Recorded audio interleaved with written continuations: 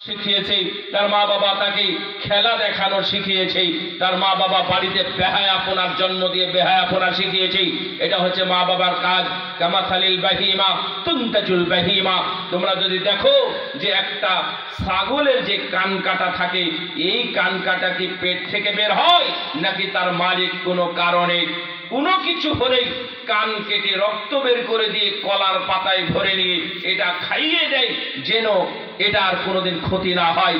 আল্লাহর নবী বলেন কামা তুনতাজুল বাহিমা হাল তারা ফিহা জাযা। তোমরা কখনোই দেখো না ওর কান কাটা দুনিয়াতে পেট থেকে জন্মগ্রহণ করেছে, ওর মালিকই একদিন কান কেটে তাকে খুঁত বানিয়ে দেয়, অথচ সে ছিল কি নিখুঁত। মনে রাখি এটা না পালন করেন তাহলে বিপদ। এক নাম্বার হালাল উপার্জন, হারাম বর্জন। আমি এটা একটু একটু করে বলবো কথা। দুই নাম্বার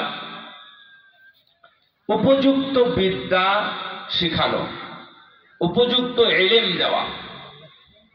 তিন নাম্বার আদব দেওয়া, আদব শিখানো। শিক্ষা এবং আদব এটা দুই জিনিস। মানুষ শিক্ষিত হয়, যদি আদব না পায় তাহলে বেয়াদব হয়।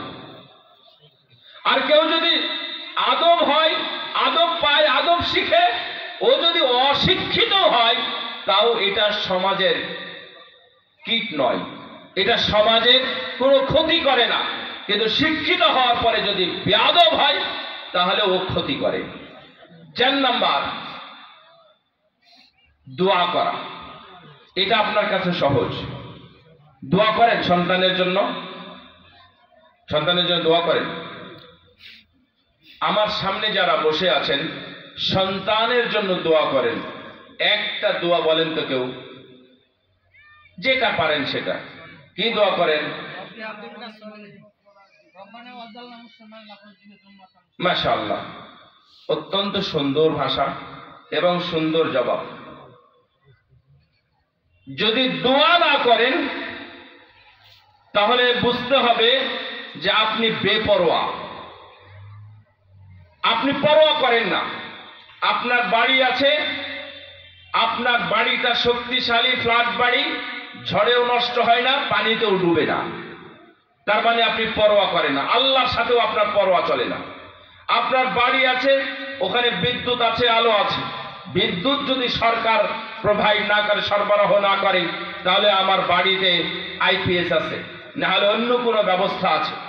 আপনার বাড়িতে খাবার নাই, 2 দিন 3 দিন 4 দিন বাজার করতে যেতে পারেননি, আপনি ফ্রিজ থেকে একে একে খাবার বের করতেছেন আর খাচ্ছেন, তার মানে আপনি পরোয়া করেন না।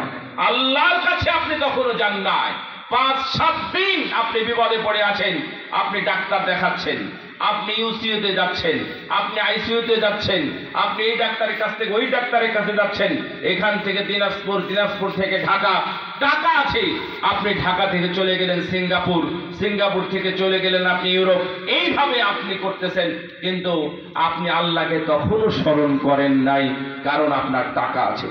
সম্মানিত উপস্থিতি, আমার দিনী ভাইয়েরা, যদি আপনি দোয়া না করেন তাহলে সন্তানকে আপনি সুসন্তান হিসাবে পাবেন না। ইব্রাহিম আলাইহিস সালাম সন্তানদের জন্য দোয়া করেছিলেন, আল্লাহ তুমি আমাকে এবং আমার সন্তানদের মূর্তি পূজা থেকে তুমি বিরত রাখো। আল্লাহ রাব্বুল আলামিন তাদের দোয়া কবুল করেছিলেন এমন ভাবে, শুধু সৎ সন্তান নয়, সেই সৎ 2 জন সন্তান ইসহাক এবং ইসমাইল, এই 2 জন সন্তানকে আল্লাহ রাব্বুল আলামিন দুনিয়াতে নবী বানিয়ে পাঠিয়েছেন। কবুল হয়েছে দোয়া। দোয়াই তো করি না আমরা। রব্বি হাবলি মিনাস সলিহিন বলেন তো একবার। আপনারা সবাই বলেন তো রব্বি হাবলি মিনাস সলিহিন। আমরা যখন সন্তান হয় না 2 বছর 5 বছর, 2 বছর সন্তান না হলে হুজুরের কাছে দৌড়ে বেড়ায়। 1 বছর পরে যদি সন্তান হয় তাহলে আর কোনো খোঁজ খবর নাই। সন্তানের নাম রেখেছেন এমনি নান্টু অথবা বল্টু, বল্টু নাম রেখে সন্তানকে কোনো এক কেজি স্কুলে ইংলিশ মিডিয়ামে দিয়েছে। দেওয়ার পরে সন্তানকে টাকনি নিচে কাপড় পরানো শিখিয়েছে, টাই বাঁধা শিখিয়েছে, এগুলোই শিখেছে। এটা নিয়ে আবার খুব গর্ব করে।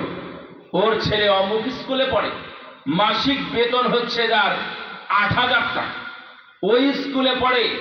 ৮,০০০ টাকাতে হয় আপা? আমার ছেলে তো যেখানে পড়ে ওর বেতন দেয় মাসে, ওর জন্য আমাদের খরচ হয় প্রায় মাসে ৩০,০০০ টাকা। তো আরেকজন বলে আমাদের আপাতত ১,০০,০০০ টাকাতেই হয়ে যাচ্ছে, তবে কিছুদিন পরে আবার বাড়তে পারে, মনে হয় মাসে ১.৫ লাখ টাকা করে খরচ হবে। এইভাবে গল্পের সিলসিলা ধারাবাহিকতা চলতে থাকে। সবই টাকার অহংকার। সন্তান এবং মানুষ কোনোদিন হয় না। সন্তানগুলো কখনো মানুষ হয় না, শুধু সন্তান হয়। বাবাকে বাবাও বলে না, মাকে বাবাও বলে না, মামার মায়ের সাথেও সাক্ষাৎ নাই, বাবার সাথেও সাক্ষাৎ নাই, কোন আদর নাই, যত্ন নাই, মহাব্বত নাই। মা বাবা ছেলে সন্তানের মধ্যে যে একটা সম্পর্ক থাকবে সেটাও নাই। আল্লাহর কাছে দোয়া করতে হয়। জাকারিয়া আলাইহিস সালাম আল্লাহর কাছে দোয়া করেছিলেন, বলেছেন রব্বি হাবলি মিন লাদুনকা যুররিয়াতান তাইয়্যিবা ইন্নাকা সামিউদ দুআ। আল্লাহ তুমি হলে উত্তম শ্রবণকারী, দোয়া কবুলকারী, তুমি আমাকে একটা উত্তম সন্তান দাও, তোমার পক্ষ থেকে একটা সন্তান দাও।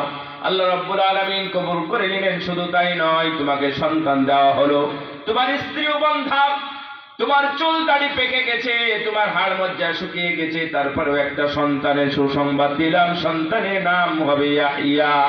একজন মানুষের নাম আল্লাহ রেখে দিয়ে তারপরে জন্ম দিয়েছেন, তার নাম হলো ইয়াহইয়া। জাকারিয়া আলাইহিস সালামের সন্তান আল্লাহর কাছে দোয়া করে, এবং দোয়ার ভাষাটা কি?